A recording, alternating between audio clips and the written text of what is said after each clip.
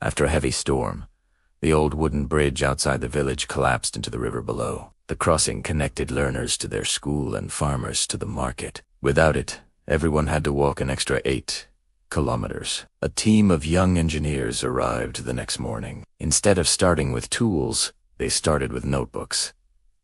"Why aren't you measuring straight across?" one villager asked.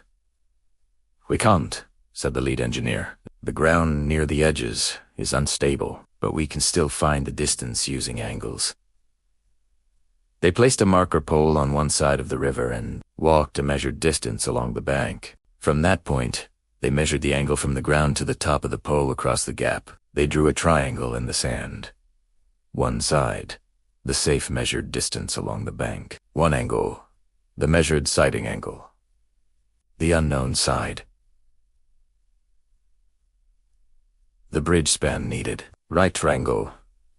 Trigonometry, the engineer explained. We used tangent to find the width without crossing. Within minutes, they had the exact span length and the required support height for the center arch.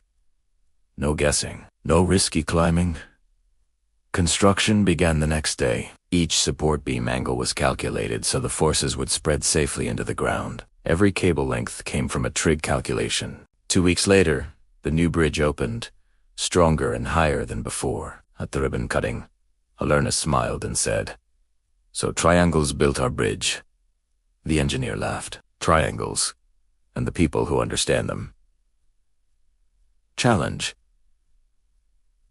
An engineer stands 30 meters from the river edge and measures the angle of elevation to the top of a 12 meters marker pole on the opposite side.